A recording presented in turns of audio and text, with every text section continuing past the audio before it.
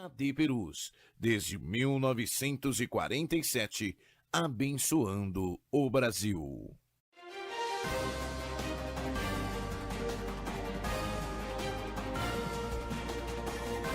Você está acompanhando uma transmissão oficial da Assembleia de Deus Ministério de Perus.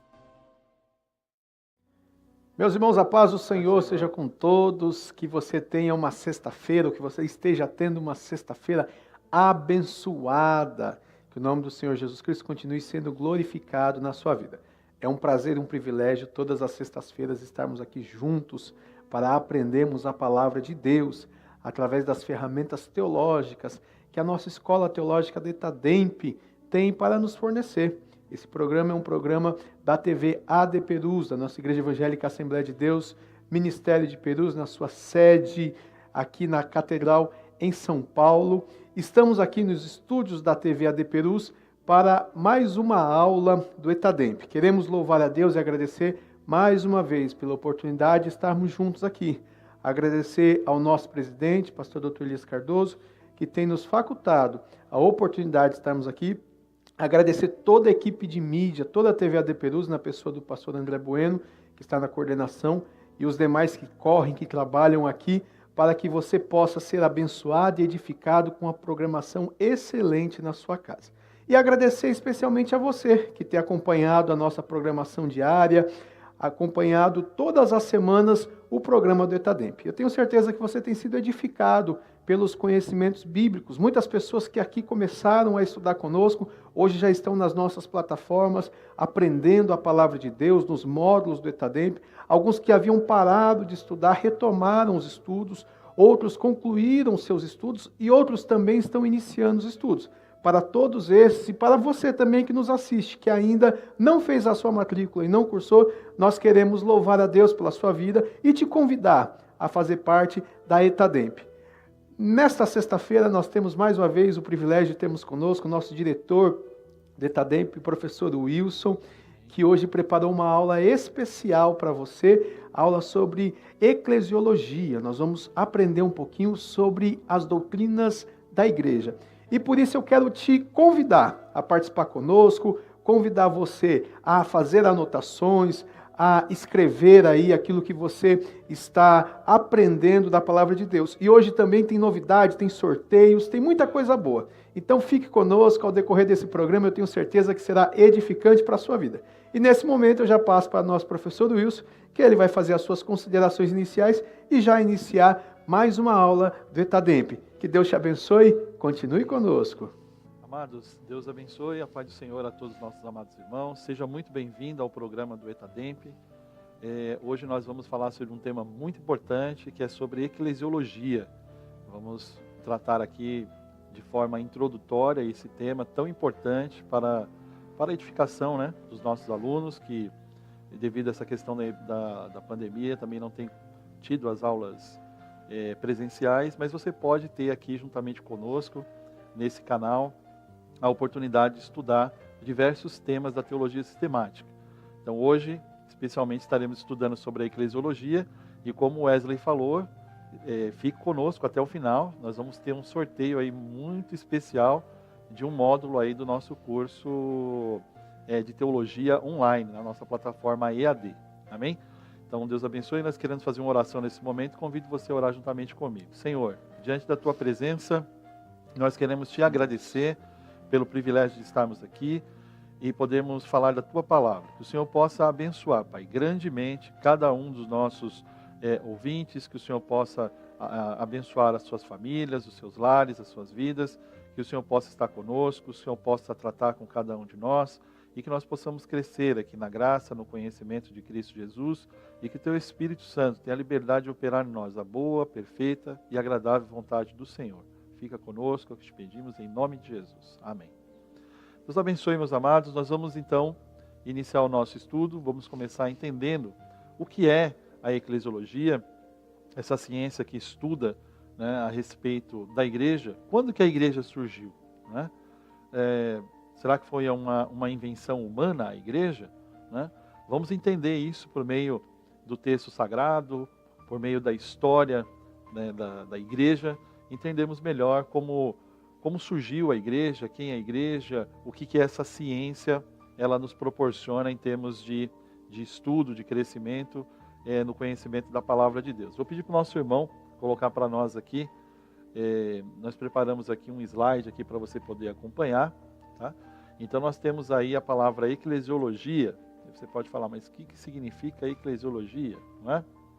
Então nós vamos entender um pouquinho do significado desse termo, tá? Vamos entender um pouquinho melhor o significado desse termo, eclesiologia. Nós temos, você pode ver aí na sua tela, né? Quando nós falamos de etimologia, nós estamos falando da origem dessa palavra, onde surgiu essa palavra, né? Onde surgiu o termo igreja, né? Quando isso foi vinculado, como essa palavra ela passou a ter esse sentido que nós temos hoje, em termos linguísticos, né? Então, assim, quando nós falamos, só para você ter ideia em relação à questão etimológica, por exemplo, nós temos a palavra apóstolo. Hoje nós temos uma ideia que o apóstolo é aquela pessoa que foi enviada por Cristo, né, que se configuram ali aqueles 12 apóstolos. Então nós já temos essa ideia. Mas quando surgiu essa palavra, só para você ter ideia, a palavra apóstolo, que vem da palavra apostelo, ela vem da palavra grega, né, que é, como acabei de falar aqui, do verbo apostelo, que é o verbo enviar, mas apóstolos era um navio. Essa palavra ela teve foram tendo outros significados, porque a língua ela é viva, né? Então ela vai tendo essas mudanças, essas transformações que nós vamos chamando também de metaplasmos, né? E a palavra apóstolos do navio passou a ser o piloto do navio. Depois do piloto do navio, ela passou a ser um enviado do rei a uma determinada província com a mensagem, até chegar aos tempos de Jesus, na qual ele se apropria desse termo grego, né, apostelo, muito conhecido, que é o sentido de enviado, e eles são enviados ali realmente do Rei dos Reis, do Senhor dos Senhores, com a mensagem alvissareira, que é a mensagem das boas novas de salvação. Agora, quando nós pensamos na palavra igreja, de onde surgiu essa palavra igreja? Como que ela chegou a esse significado, não é? Nós vamos ver que no Antigo Testamento tem essa palavra que você está vendo aí no lado direito, no lado esquerdo, chamado kahol, no Antigo Testamento, e ela tinha esse sentido de reunir-se, congregar-se, juntar-se, amotinar-se, né, em termos de uma concentração ali de pessoas, mas também no sentido de congregar, não é? De convocar para uma determinada reunião. Então, a palavra usada para esse sentido é a palavra kahol no Antigo Testamento, tá? Você pode ver isso em Deuteronômio 31, você pode ver isso aí em 1 Reis capítulo 12, versículo 21 também, quando as autoridades e os anciãos eram convocados, e a tribo de Israel também era convocada para se reunir. Então era-se utilizada essa palavra kahol. Já pensando na língua grega, nós vamos ter também aí a versão da Septuaginta, que é a versão dos 70, nós vamos ter uma palavra também, que é utilizada com esse mesmo sentido etimológico, linguístico, que é a palavra sinagogue. Ela é usada 36 vezes, né, no Antigo Testamento, tá? Nós estamos ainda falando ali em relação ao Antigo Testamento, 36 casos, né? E ela tem essa ideia, tem a ideia de uma assembleia, né, só que é uma assembleia, uma reunião com propósitos, tá?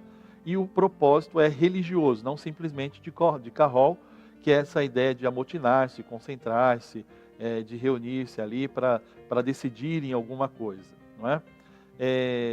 Ou para uma reunião cerimonial, ou qualquer outro tipo de decisão que poderia ser tomada, era usada a palavra kahol. Agora, para essa reunião específica, em termos para fins religiosos, nós vamos ter aí a palavra sinagogue. E sinagogue, nós vamos ter o primeiro uso dela ali no livro de Deuteronômios, né? Onde houve a experiência ali do povo de Israel em relação ao Horebe, né, que é chamado o dia da congregação, tá? Então aí nós temos esse primeiro uso aí da palavra sinagogue. E onde era utilizado também esse mesmo termo? Para congregações, para ocasiões de festas, né? de jejuns, de adoração. Então aí nós temos alguns exemplos nesses textos que eu deixei aí para você, 2 Crônicas, capítulo 20, versículo 5, Neemias, capítulo 5, versículo 13, né? E assim por diante. Quando nós chegamos, passamos passamos do Antigo Testamento, né? Que nós temos lá, o uso de carol, e no Antigo Testamento, com a versão da Septuaginta, é usada a palavra sinagogué, nós vamos ter no Novo Testamento o uso da palavra eclesia, né? A palavra de uso eclesia, que vai significar aí uma assembleia, na verdade, popular, dos cidadãos efetivos e que faziam parte da polis.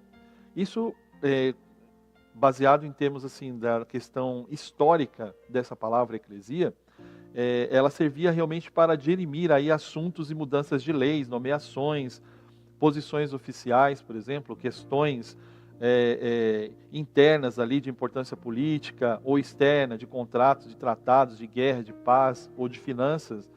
Essa palavra ela é utilizada ali para essa questão da polis, né, essa organização das cidades.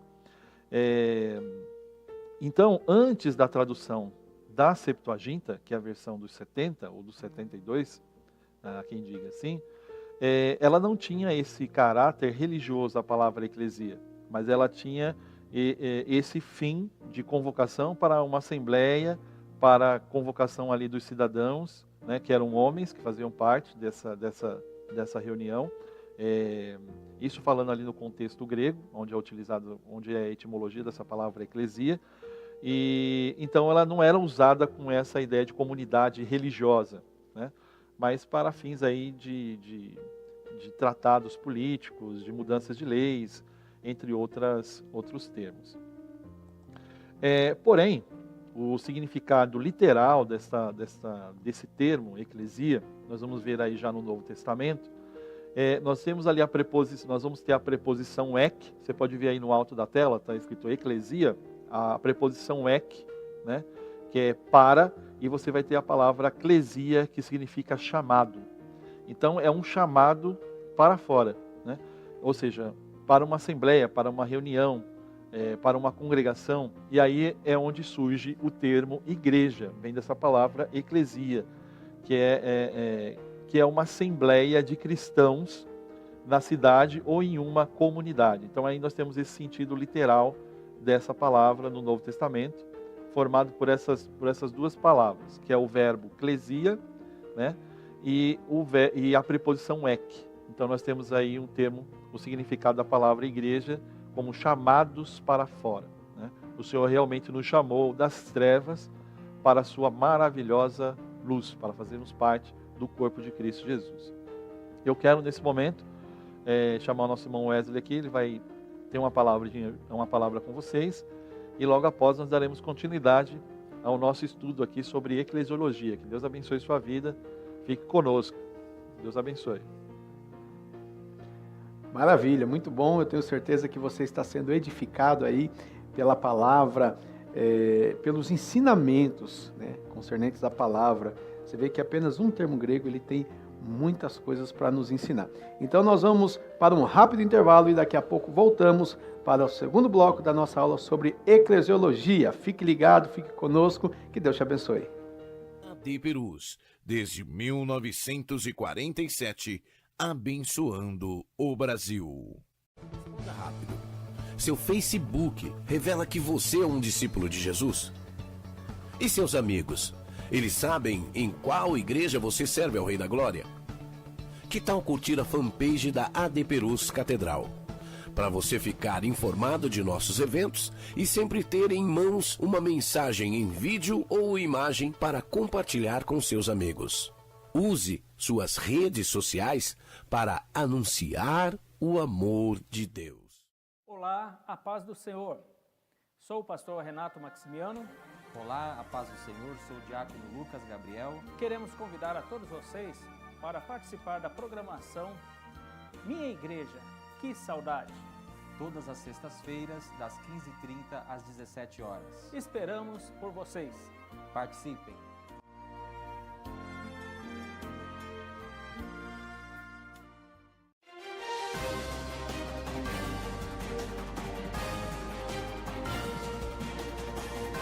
Você está acompanhando uma transmissão oficial da Assembleia de Deus Ministério de Perus.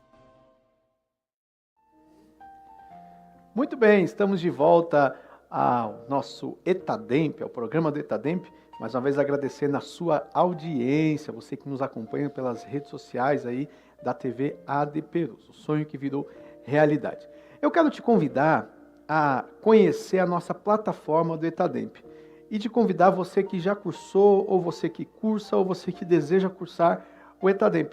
Eu vejo muitas pessoas perguntam como é que eu faço para saber as matérias que eu já fiz, eu quero retornar aos estudos, ou então como é que eu faço para me inscrever no ETADEMP. Eu vou te dar agora uma dica super especial que nós temos no portal do ETADEMP. Você pode acessar o site do ETADEMP e eu vou te ensinar agora como fazer isso. Então você entra lá no etademp.com.br, o nosso site oficial da Escola Teológica das Assembleias de Deus Ministério de Perus, ETADEMP. Entrando no site do ETADEMP, você vai ter na sua primeira página do site a opção Portal do Aluno, que vai aparecer aí para você. Você tem essa primeira opção ali, ó, o botãozinho que está aqui à minha esquerda, Portal do Aluno. Ao clicar em Portal do Aluno, ele vai te redirecionar a uma página de login e senha. Entrando nessa página, você que ainda não se cadastrou no portal do ETADEMP, talvez você já tenha matrícula no ETADEMP, mas ainda não se cadastrou no portal. Você vai clicar lá embaixo, ainda não tem o cadastro, aparece ali para você. E ao clicar ainda não tem o cadastro, ele vai te começar a fazer algumas perguntas para validar o seu cadastro. Primeira coisa, ele vai perguntar a sua nacionalidade, se é brasileiro ou se é estrangeiro. Marcando a opção brasileiro, você vai colocar o número do seu CPF. Feito isso, você vai ser buscado no banco de dados do ETADEMP para verificar se você já é aluno matriculado. Sendo aluno matriculado no ETADEMP, ele te dá a opção que aparece aí ao lado para você colocar um e-mail, que vai ser o seu login, e colocar a sua senha. Para isso, você já sendo matriculado no ETADEMP, você já está cadastrado no banco de dados, apenas vai criar um login e senha. Agora, caso você ainda não é cadastrado no ETADEMP, você ainda não é matriculado, você também pode fazer a sua pré-inscrição. Como? Se você colocou o seu CPF e ele não te reconheceu no banco de dados do ETADEMP, vai apresentar essa outra tela para você. E aí, nessa próxima tela que vai apresentar para você, é o momento que você vai fazer uma inscrição no ETADEMP. Você pode fazer a sua matrícula totalmente online pelo ETADEMP. Olha que coisa boa. Você preenche os seus dados principais, também cria um login, que será o seu e-mail e também a senha, para que você esteja pré-inscrito. Depois que você acessar o portal do ETADEMP, tem lá uma relação de documentos que você vai precisar enviar para poder validar a sua matrícula. Mas lá você já estará pré-inscrito no ETADEMP. Ao criar o login e senha e clicar lá em cadastrar, você voltará para aquela tela de e-mail e senha e fazendo o seu login, aparecerá a primeira página do portal do aluno, que é essa que vai aparecer aí para você. No portal do aluno você tem muitas ferramentas que foi desenvolvida especialmente para você e tem sido muito úteis nesse momento de pandemia, nesse momento de afastamento, do distanciamento social, onde não podemos muitas vezes nos locomover para resolver algumas coisas. Hoje um online está superando essas dificuldades. E o ETADEMP também está na sua plataforma digital. Aí, na plataforma digital do aluno, você tem acesso a buscar o seu cadastro, você consegue ver o seu histórico, você tem acesso à livraria para adquirir livros do ETADEMP, você pode também cursar o ETADEMP virtual, a modalidade totalmente online do ETADEMP. Lá você também tem a possibilidade, você que tem um livro, que recebeu o livro, ou você que compra o livro e recebe na sua casa, ou que retira no polo, tem a opção de estudos e provas. Os estudos, você tem videoaulas, como essas que nós estamos tendo hoje. Temos lá estudos para você e temos também a prova, que antes estava no livro, ao final do livro, agora você pode fazê-la também pela internet. Você entra lá, vai ter a matéria que você está cursando, você clica em provas e você poderá fazer a prova.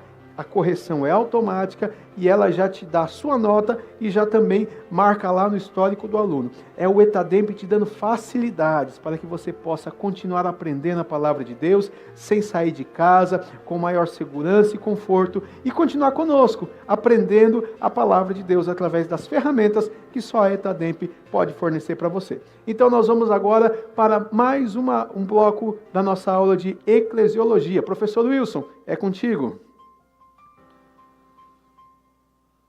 Amém, meus irmãos? Voltamos aqui para a nossa aula.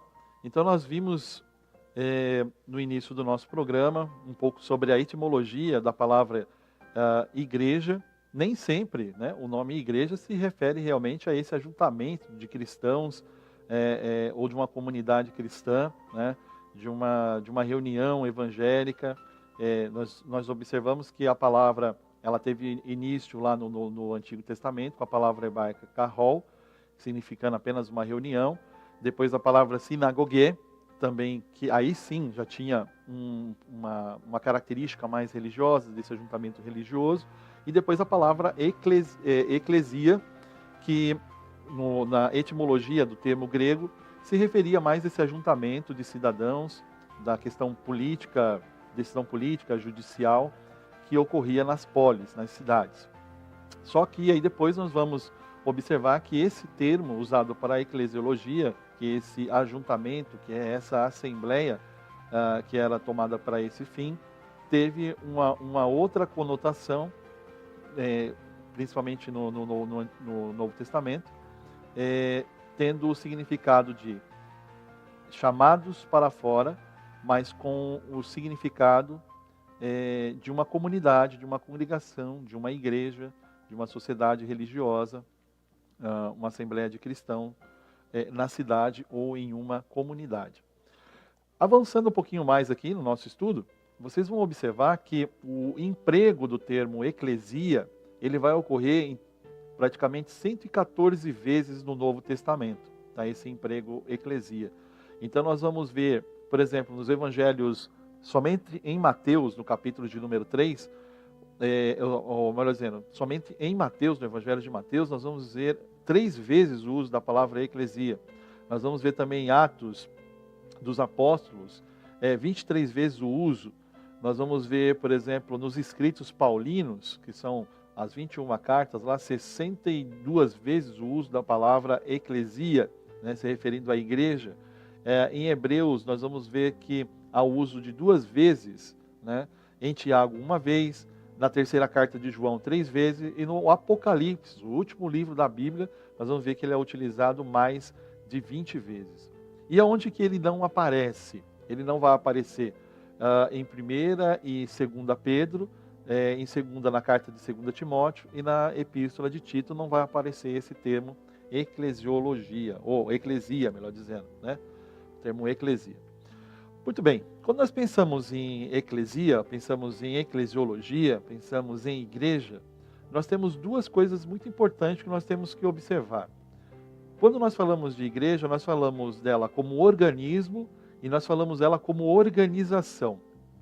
Tá? Então nós vamos pensar um pouquinho nas dimensões e na qualidade da igreja como organização e da igreja como organismo. Quando nos se referimos, isso de modo introdutório, de modo geral, quando se referimos à igreja como organismo, nós estamos falando, ela se refere àqueles que são chamados para fora, dentre todas as nações, né, ao nome, no caso de Cristo, para constituírem a igreja, o corpo de Cristo. Então, todas as pessoas de todos os lugares, em todas as nações do mundo, não importam, todos aqueles que são chamados para Cristo, que receberam a Cristo como seu Salvador, que creem no Senhor, né, e obedecem a sua palavra, esses fazem parte da igreja, que é também chamada Igreja Universal, ou a igreja como organismo.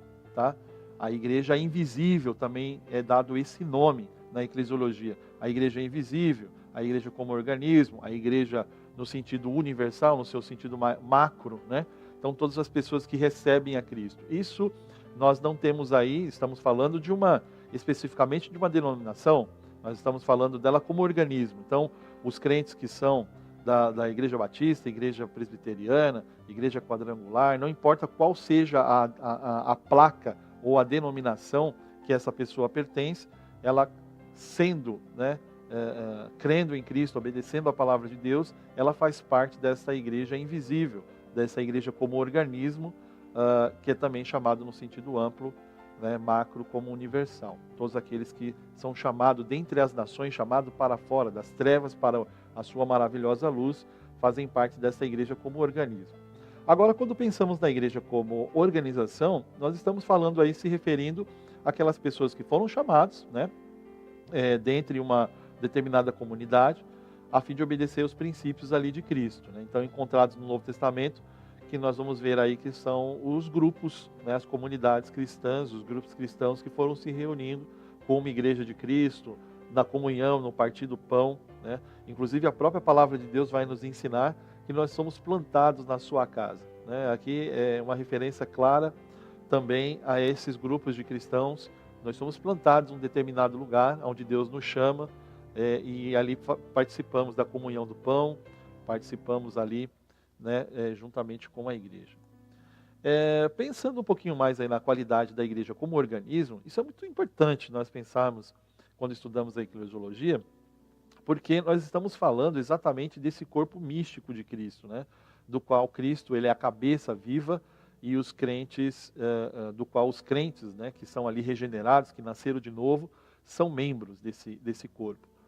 Você pode acompanhar comigo aí no livro de 1 Coríntios, no capítulo 12 e o versículo 12 e 13, que diz assim, ó: porque assim como o corpo é um e tem muitos membros, e todos os membros, sendo muitos, são um só corpo, assim Cristo também, pois todos nós fomos batizados em um espírito, formando um corpo, quer judeu, quer gregos, quer servos, quer livres, e todos temos bebido de um espírito. Veja que o termo é muito claro, né? A proposta da igreja como organismo, desse corpo místico de Cristo, né? Do qual Cristo é a cabeça e os crentes regenerados são membros desse corpo, ele é inclusivo, né? Não há diferenciação em termos de raça, não há diferenciação em relação à questão de nacionalidades, não há diferença em termos de classes sociais. Todos são chamados por Cristo, né, são chamados pelo Senhor, né, e todos aqueles que o recebem, que são regenerados, fazem parte desse corpo místico de Cristo, né? Isso é muito importante nós pensarmos, irmãos, que a igreja ela tem essa finalidade. Não há acepção de pessoas, não há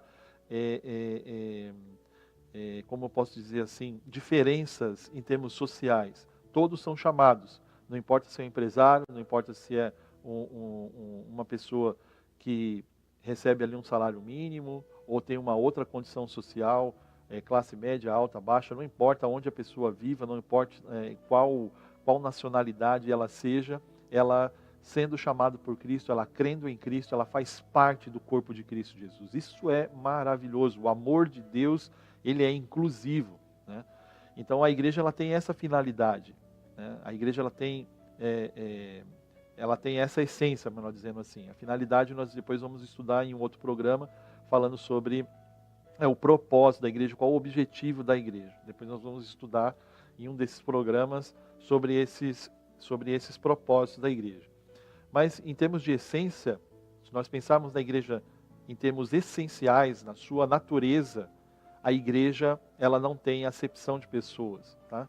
Ela tem, como o próprio texto diz aqui, nós somos batizados no mesmo Espírito, formando um corpo. Pode ser judeu, pode ser grego, pode ser gentios, não importa quem quer que seja. Sendo chamado por Cristo das trevas para a sua maravilhosa luz, né? Para o reino do Filho do seu amor, ele faz parte desse corpo místico de Cristo, que é a igreja como organismo. Tem um texto também que nós podemos ver aqui, né? A igreja também ela é considerada aí na qualidade de organismo, segundo Atos, é um povo para o seu nome, o qual Deus está atualmente tirando dentre os gentios, cujo objetivo é a formação do corpo de Cristo, destinados, né, a ser a sua esposa.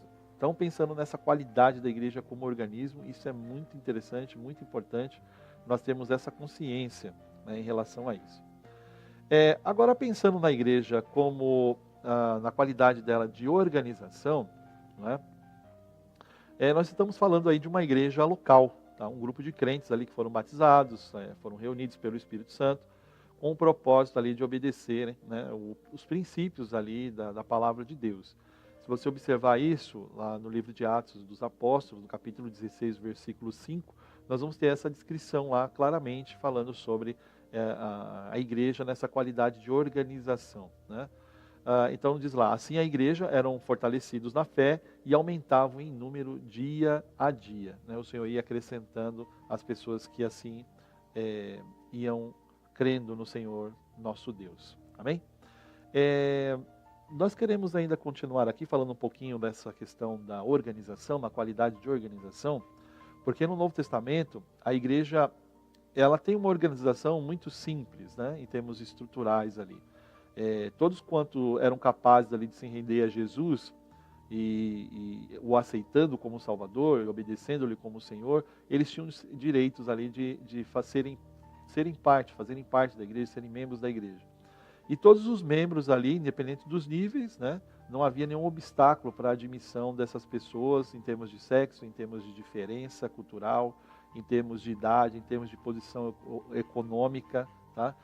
Em Jesus não há nem judeu, em Jesus não há grego, em Jesus não há bárbaros, em Jesus não há gentios, em Jesus não há nem homem, nem mulher, nem escravo, nem livre. Né? A igreja administra seus próprios negócios ali. Uma outra coisa também que é importante, ela não se inclina também a qualquer autoridade terrena superior a si mesmo, né? Jesus Cristo é seu exclusivo legislador, podemos dizer assim. O Novo Testamento é o seu código, porém a igreja administra as leis que lhe foram divinamente transmitidas, né? Então ela exerce a disciplina sobre os membros que se de algum modo estejam andando ali de forma desordenada. E nós vamos ver isso ao longo do livro de Atos dos Apóstolos também, tá? Lógico que nós como cristãos estamos sujeitos sim a todas as autoridades, mas a autoridade maior da igreja é Cristo Jesus, que é o cabeça da igreja, não é? Então, como organização, a vida comum ali da igreja era muito simples. Você pode ver que no capítulo 6 de Atos dos Apóstolos, havia uma certa confusão ali que foi criada ali, as pessoas não estavam recebendo direito ali as suas doações, né, que eram as viúvas, os órfãos, e os apóstolos tinham também o encarregamento ali de poderem, de anunciarem a palavra, estavam ficando sobrecarregados. Então o que eles fizeram? Constituíram ali diáconos para poderem servir essas pessoas. E você vê, eram pessoas que tinham uma qualidade, tanto em termos de índole, tanto espiritual, para poderem ali executarem, né? Mas também não deixavam de pregar e anunciar a palavra de Deus, como foi o caso de Felipe, como foi o caso também de Estevão, que foram um dos escolhidos ali para servirem as viúvas, os órfãos, né? E assim por diante. Então a igreja ela tinha uma organização muito simples, não tinha toda essa estrutura que nós temos hoje. Claro, né? Ao longo do tempo ela vai se desenvolvendo, ela vai ganhando estrutura, vai ganhando forma jurídica e assim por diante. Mas isso nós vamos falar um pouquinho mais para frente. Eu quero chamar o nosso irmão Wesley e assim nós daremos continuidade depois falando um pouco mais dessa qualidade da igreja como organização. Que Deus abençoe sua vida. Muito bem, tenho certeza que está sendo muito proveitoso esse conteúdo que você está obtendo. E antes de chamarmos um rápido intervalo, nós falamos para você no início que haveria um sorteio e eu já quero te convidar a participar. Você está vendo aqui embaixo da tela, está aparecendo aí para você os contatos oficiais do ETADEMP. Então, o site oficial que nós já falamos está aqui. E agora também nós temos o WhatsApp, que sempre divulgamos para você, é a nossa ferramenta digital também de conversar com os nossos alunos. Tem sempre uma equipe de suporte que pode te atender. Eu quero te convidar a entrar em contato agora, nesse momento, nesse WhatsApp que você está vendo aqui na tela, para que você possa concorrer a um módulo totalmente gratuito do ETADEMP online, da matéria que está sendo cursada hoje, Eclesiologia. Então entre em contato com o nosso WhatsApp para que você possa concorrer a uma matéria de eclesiologia. Você pode dizer assim, poxa, mas eu já tenho essa matéria, mas você pode presentear alguém. É o momento de você presentear. Está chegando no Dia dos Pais, de repente você tem alguém, um amigo, o pai, algum familiar, o próprio obreiro da sua igreja, de repente não tem esta matéria, você pode presentear. Entre em contato com o nosso WhatsApp e diga por que você quer ganhar e por que você merece ganhar um curso ou uma matéria do curso ETADEMP, a matéria de eclesiologia. Está aqui o contato para você entrar em contato com a sua mensagem e nós iremos fazer o sorteio e no próximo programa iremos divulgar quem foi o ganhador ou a ganhadora do módulo do ETADEMP online. Vamos para um rápido intervalo e daqui a pouco voltamos. Deus te abençoe. AD Perus, desde 1947, abençoando o Brasil. Siga o perfil da AD Perus no Instagram para acompanhar em tempo real o agir do Espírito Santo em nosso meio. Quando publicar o que Deus tem feito na sua vida e da sua família, lembre-se de marcar @ADPerusOficial para que mais pessoas sejam edificadas pelo mover espiritual na sua vida. Use suas redes sociais para anunciar o Evangelho.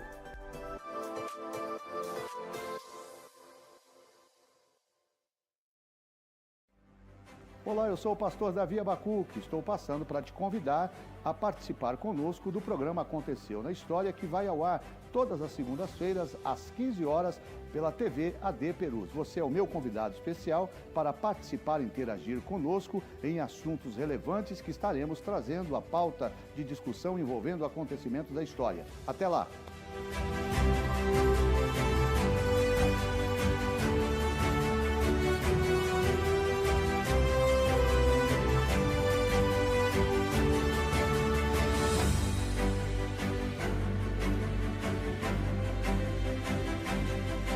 AD Perus, desde 1947, abençoando o Brasil.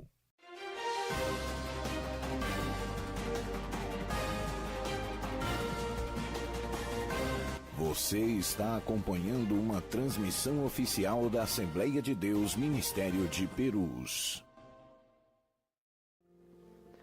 Estamos de volta com o programa do ETADEMP. E agora eu quero te convidar a conhecer a nossa plataforma do ETADEMP Online. Você pode agora cursar todo o conteúdo do ETADEMP, que você já tem acesso no livro. Agora você também pode adquirir os módulos de forma totalmente virtual. É o nosso ETADEMP Online. Você se lembra que quando eu falei contigo no bloco passado sobre como acessar a plataforma do aluno, eu te disse que lá entre as ferramentas de dentro do portal do aluno havia a opção do ETADEMP Virtual. Pois é, agora eu vou te ensinar como trabalhar com a ferramenta ETADEMP Virtual. Você tanto pode acessar lá pelo canal do aluno, como também pode acessar pelo nosso AVA, Ambiente Virtual de Aprendizagem. Eu vou agora te convidar a aprender comigo.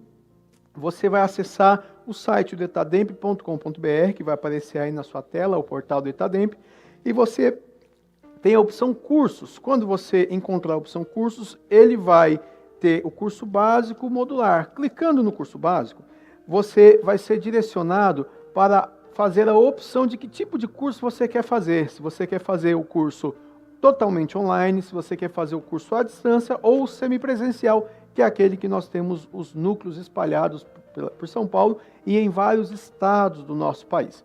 Bom, nós temos então, vamos falar sobre a modalidade online, que está com preço especial, esse mesmo que está aparecendo aí na sua tela, que eu tenho certeza que para este momento vai te abençoar muito. Você vai clicar em Inscreva-se. Clicando em Inscreva-se, vai abrir para você a página onde você vai escolher qual a matéria que você vai poder cursar. Está aí na sua tela. Você vai escolher qual matéria você quer cursar. Você pode cursar Eclesiologia, ou você que ainda não está cursando e vai iniciar o curso do ETADEMP, a gente sempre te indica a iniciar por Bibliologia, seguir a nossa grade para um melhor aproveitamento, melhor entendimento. Mas isso não é obrigatório. Você pode também criar uma rotina de estudos e estabelecer quais são as matérias que você quer eleger como as primeiras para serem estudadas. Bom, escolheu a matéria que você vai estudar, você vai ser redirecionado a uma nova página para que naquele momento você clique em Inscreva-se, vai preencher um formulário que vai aparecer para você na próxima tela. Preenchendo esse formulário, haverá a opção de você fazer o pagamento no cartão de crédito ou no boleto bancário. Assim que for confirmado o pagamento, você já recebe um e-mail com acesso e vai poder aproveitar o estudo do ETADEMP Virtual. No ETADEMP Virtual você cursa a modalidade totalmente online. Tanto o conteúdo ele está disponibilizado online e ao final do conteúdo você tem a prova para realizar. Realizando a sua prova, da mesma forma que eu te ensinei no bloco passado sobre a questão do modular, que você tem a prova online, na modalidade do livro online, da modalidade virtual, você também tem a prova para ser realizada. Realizou a prova, ele já vai emitir para você um certificado da matéria, o certificado de conclusão da matéria, onde você terá a sua nota e esta nota também já constará lá no seu histórico escolar.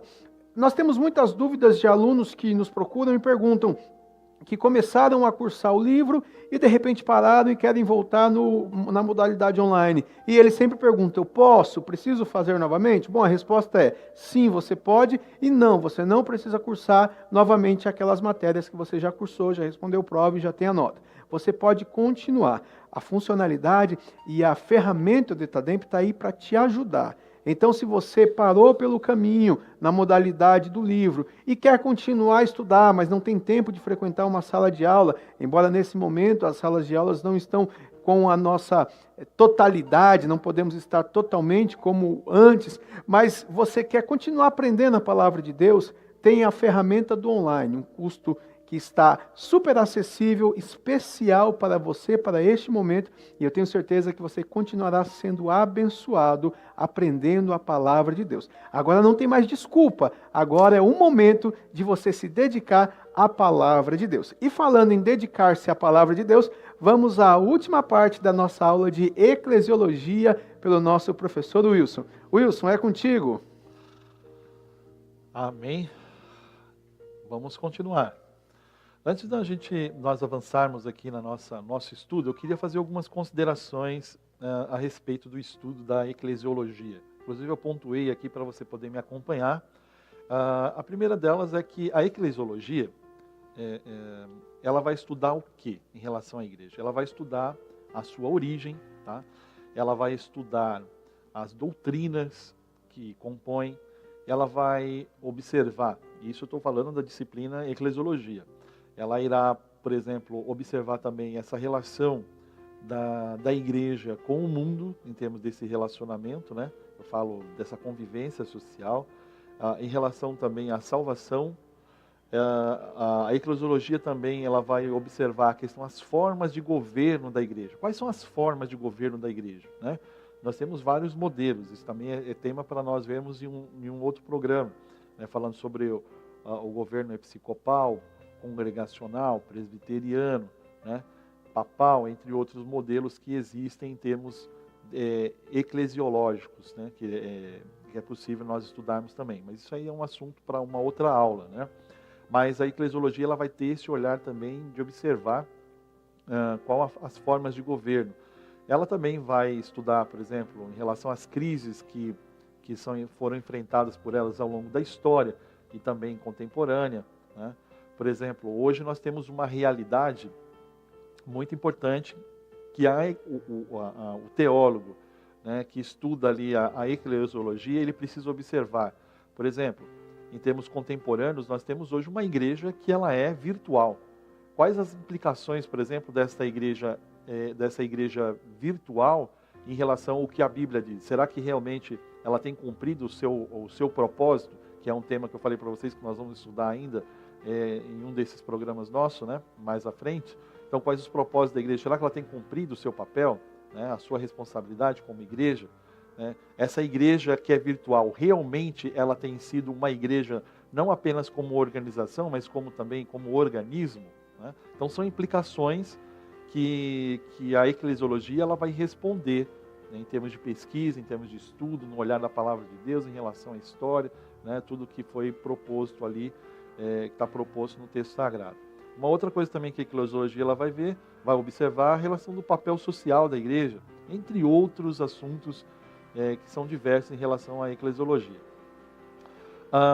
Uma outra coisa também que a eclesiologia ela vai se valer, e isso também você pode ver em alguns livros sobre eclesiologia, que a pesquisa dela também vai se dar recorrente à questão da história da igreja e todos os momentos que a igreja ela foi passando, né?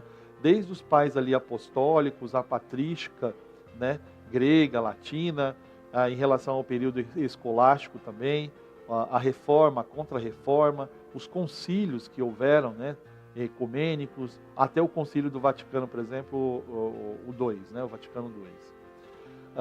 Uma outra coisa também, que é interessante você saber aqui, que é uma curiosidade também, muitas pessoas falam assim, tá, Mas qual foi o primeiro tratado? Quem que escreveu falando a primeira vez sobre esse estudo de eclesiologia, né? Então nós temos aí, eu coloquei aí para você, o primeiro tratado, só para você ver que é um assunto que é estudado há muito tempo, não começou a ser estudado agora, né, em termos da eclesiologia. O primeiro tratado, ele foi publicado em 1301, né, entre 1301 e 1302, por Tiago de Viterbo, né? E qual que era o nome da obra que era intitulada? Olha lá, De Regimine Christiano, tá? Então essa foi a primeira obra, o primeiro tratado falando sobre eclesiologia, né, sendo publicado no ano de 1301. Então veja quanto tempo já é abordado, tratado sobre isso, né? Observando a questão da história da igreja, observando também todos esses aspectos que eu falei para você em termos da sua origem, sua doutrina, seu relacionamento com o mundo, salvação, formas de governo, crises enfrentadas, esse aspecto também contemporâneo que nós temos aí dos desafios da igreja, tá? Agora, quando nós pensamos assim, a igreja ela é uma realidade. E a realidade da igreja, nós vamos ver ao longo do texto sagrado, nós vamos observar primeiramente aqui, ela em tipos e símbolos. Eu separei alguns para você poder observar, que são vários símbolos, são vários tipos que são utilizados na Bíblia em relação a esta realidade da igreja. O primeiro tipo aí que nós vamos ver, né, em símbolo, que é utilizado aí para se referir em relação à igreja, é o corpo com os seus membros, tá? Se você abrir a sua Bíblia aí em Romanos capítulo 12, versículo 4 e 5, nós vamos ler, o texto diz assim da seguinte forma: porque assim como num só corpo temos muitos membros, mas nem todos os membros têm a mesma função, assim também nós, conquanto muitos, né, somos um só corpo em Cristo e membros um dos outros. Nós vamos ter também uma referência paralela a isso, lá em Coríntios 12 e Colossenses capítulo 1 também.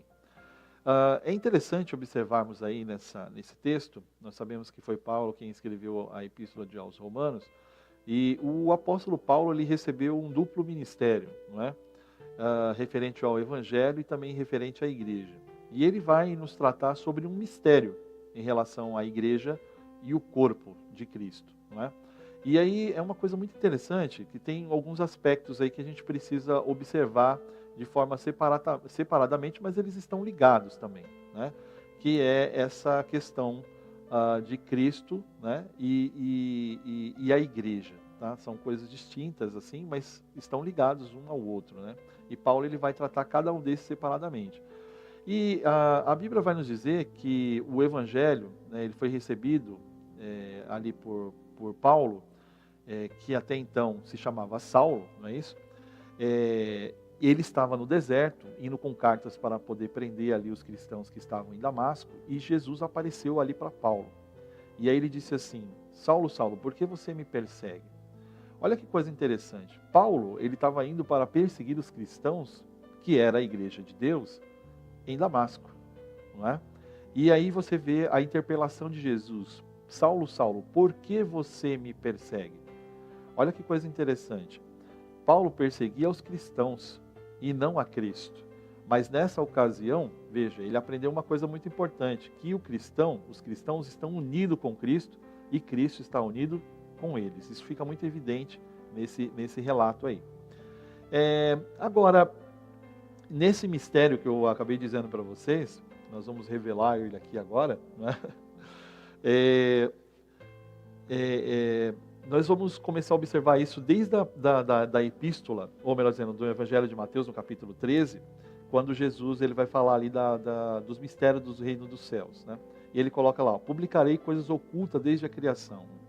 E aí, essa referência, você vê que o Paulo, né, ele frequentemente ele vai usar esse termo mistérios, para poder falar sobre essas coisas ocultas desde a criação, tá?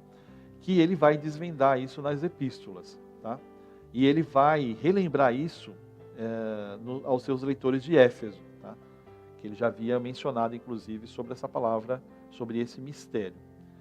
Então, em poucas palavras, né, ele vai falar sobre isso. Que mistério é esse? Que vem a ser esse mistério que Paulo ele vai falar e que nós vemos nessa parábola registrada ali do reino dos céus no Evangelho de Mateus, no capítulo 13. Ele não se refere meramente à igreja na qualidade de corpo de Cristo, e sim do próprio Cristo, né? E nós vemos isso aí nessa fala, né? Saulo, Saulo, por que me persegues? Então, Cristo é a igreja e a igreja é Cristo, né? Embora nós temos abordagens aí distintas em relação ao corpo, às vezes os membros, ele fica fora como Senhor, mas existe também ele como cabeça e a igreja como corpo, mas ambos são um só, né? São um só corpo, né? Então Cristo é a igreja e a igreja é Cristo. Então ele permitiu que nós pudéssemos conhecer esse mistério. Agora, pensando nessa realidade que eu falei para vocês em termos de Jesus, né? A igreja, Cristo, símbolos, tipos, né? Nós vamos observar alguns aspectos muito importantes da igreja como membro, da igreja com outras referências e simbologias. Nós vamos ver também a igreja como uma esposa em relação ao seu esposo. Por exemplo, em Coríntios, no capítulo 2 Coríntios 11, versículo 2, vai dizer lá: porque zelo por vós com zelo de Deus, visto que vós tenho preparado para vos apresentar como virgem pura a um só esposo. Eu deixei aqui também separado aqui, Efésios capítulo 5, versículo 30, que ele vai dizer assim: porque somos membros do seu corpo, por isso deixará o homem o seu pai e a sua mãe, e se unirá à sua mulher, e serão ambos uma só carne. E nós vamos ver também essa referência também no livro do Apocalipse, no capítulo 19, e o versículo de número 7, que diz assim: regozijemo-nos e alegremo-nos e demos-lhe glória, porque vindas são as bodas do Cordeiro e já a sua esposa se aprontou. Então nós temos uma simbologia aqui construída nesses textos que nós acabamos de ler, referente à igreja como esposa em relação ao seu esposo, Cristo como noivo da igreja, né? Nós vamos ver isso retratado em termos de tipologia, ali em Adão e Eva, Isaac e Rebeca, José e Asenate, né? Ou seja, a igreja atualmente, ela é o corpo de Cristo, mas em processo de formação, né? Quando ela estiver completa, aí sim ela vai ser apresentada como esposa, porquanto somente agora nós temos o pedido de noivado, não é? Que foi efetuado. Então nós aguardamos o cumprimento futuro, né, e a celebração da ceia das bodas do Cordeiro, que é essa celebração dessas bodas do Cordeiro, né? Tem algumas considerações que eu gostaria de colocar aqui também, em relação à igreja como o corpo de Cristo. Tem algumas diferenças, sim, se você for observar ali no capítulo 12, como eu falei para vocês, às vezes ele colocando como olho, como olfato, usando essa metáfora como ouvido, né? Aí você fala, mas onde está Cristo aí, se Cristo é a cabeça da igreja, né? Então tem essa, como eu falei para vocês, às vezes apresenta a igreja como corpo, né? Cristo ali está de fora, ele é apresentado como Senhor dessa igreja, e depois ele também, de forma, eu ia falar outdoor aqui em inglês, internamente, indoor, outdoor, fazendo parte, né, desse processo. Agora também, como eu falei aí, Paulo vai usar essa metáfora, tá? E concluindo aqui, nós vamos ver também muitas outras metáforas e simbologias em relação à igreja. Nós vamos ver a igreja como ramos de uma videira, lá em João capítulo 15. Nós vamos ver a igreja como oliveira. Nós vamos ver a igreja como lavoura. Nós vamos ver a igreja como edifício. Nós vamos ver a igreja como uma colheita, tá? A igreja também é vista como um novo templo, construído não por pedras literais, mas construído com pessoas cristãs, que ele vai chamar de pedras vivas. Isso está lá em 1 Pedro, capítulo de número 2, versículo 5, dizendo que nós somos edificados sobre uma pedra fundamental, e essa pedra é Cristo Jesus, né? Então, a igreja não é somente comparada como esposo, como membros, né, a essa metáfora, mas também como ramos, como oliveira, como lavoura, como edifício, como colheita, entre outros, e como esse novo templo. Então a igreja, como organismo, nós podemos pensar, ela não é o que é o físico, a estrutura física, mas ela é uma construção, uma realidade espiritual, muito além daquilo que nós vemos em termos de organização, em termos de estrutura. Nós vamos observar que a igreja, ela é uma realidade espiritual, muito além do que é essa realidade física denominacional que nós temos visto atualmente, né? Então a igreja ela é uma realidade espiritual. Você é essa realidade espiritual. Você é essa pedra viva que o Senhor edificou. Né? Você está edificado sobre uma pedra fundamental, uma pedra angular, que é Cristo o Senhor. Né? Por isso que ao longo da história houveram tantos reveses em relação à igreja, tanta luta. Houve um período de 1000 anos de silêncio, tentando que a igreja fosse ali calada. A igreja se envolveu com tantas outras coisas assim, que não eram para ter realmente ser envolvido. Houve um período de silêncio, de trevas, né, que é dito ao longo da história. Mas a igreja ela foi renovada depois com a Contra-Reforma. Né, o Senhor derramou do seu Espírito, houve uma ação poderosa do Espírito de Deus renovando a igreja. Por quê? Por que a igreja ela resiste? Aí você fala assim, nossa, mas tem tanta coisa que eu conheço de igreja A, de igreja B, de igreja Y. Por que a igreja ela resiste? Porque a igreja ela não é uma edificada sobre uma pedra qualquer. Ela não foi edificada sobre um fundamento qualquer. O fundamento da igreja ela é Cristo. Então, por isso que a própria palavra de Deus ela vai nos dizer que as portas do inferno não prevalecerão contra ela. Não é? Ou seja, o diabo pode ser o que for lutar contra a igreja, mas a igreja sempre vai estar de pé. Porque a realidade da igreja é uma realidade espiritual e não simplesmente física, material, fundamentada em uma pedra morta, qualquer uma pedra sem viva, mas sobre a pedra viva, né, sobre a pedra angular, a pedra principal, que é Cristo Jesus, nosso Senhor. Amém? Então não tenha medo.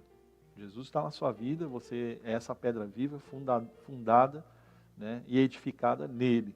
Então é nele que você vai resistir, é nele que você vai vencer todos os seus problemas, todas as suas dificuldades, porque nós estamos fundamentados nele. Bendito seja o nome do Senhor. Amém?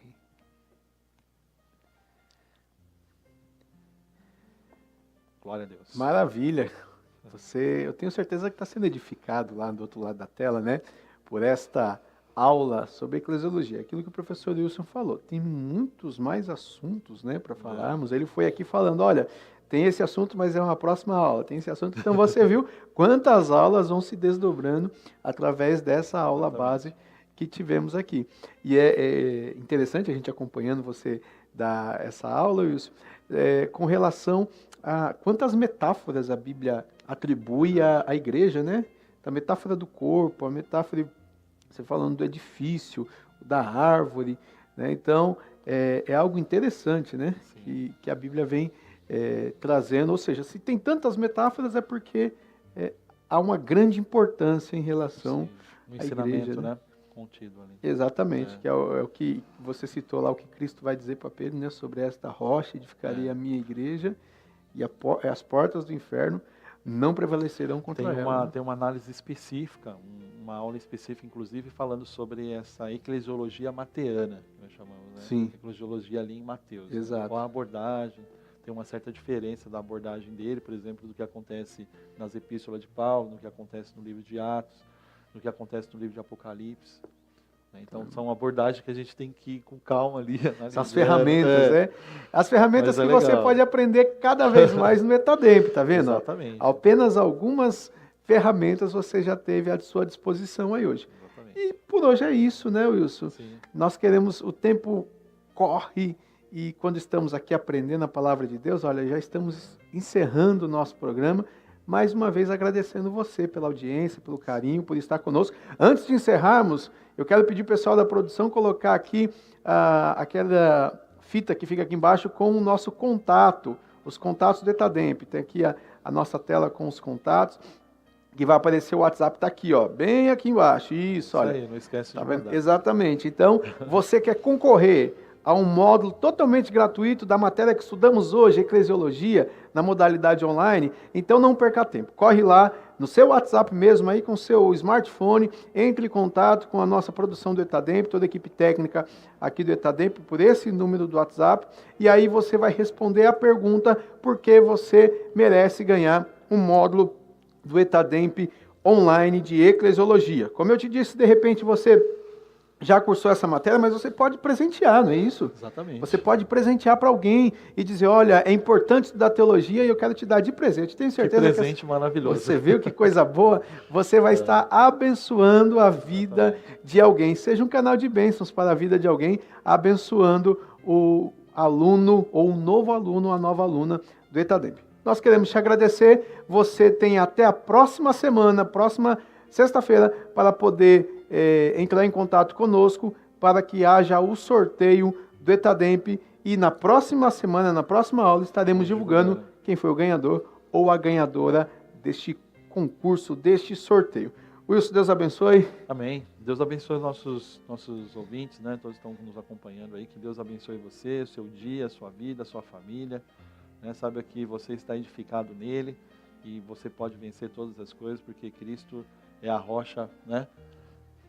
A rocha, nossa né? rocha, a pedra de esquina que os edificadores rejeitaram, né? Que se tornou tropeço, né? Escândalo para aqueles que perecem, mas para nós é a nossa rocha, aquele que nos dá base para continuarmos. Hoje é sexta-feira, esse final de semana você tem oportunidade de frequentar uma igreja que de repente na sua cidade já tem a possibilidade, e você que pode também acompanhe o nosso congresso da UMADEMP, né? Nesse final de semana. Nesse final de semana. Começa hoje. Congresso da UMADEMP, para você aproveitar também e ser edificado por todo esse trabalho. Vai ser diferente esse ano, nós não estaremos aqui com a casa cheia como foi dos outros anos, mas eu tenho certeza que aí na sua casa a palavra de Deus e os louvores vão edificar a sua vida. E meu abraço aí ao pastor Flávio Pena, que tem novidades aí no ETADEMP, que ele vai falar aí no UMADEMP. Exatamente, então fique ligado, que gosta de teologia também, acompanhe o UMADEMP, que tem algo especial para você. Bom, Deus te abençoe, obrigado mais uma vez pela audiência, fique na paz, querendo Deus, e se Jesus não voltar, sexta-feira que vem estaremos juntos novamente. Amém. Deus abençoe. Deus abençoe.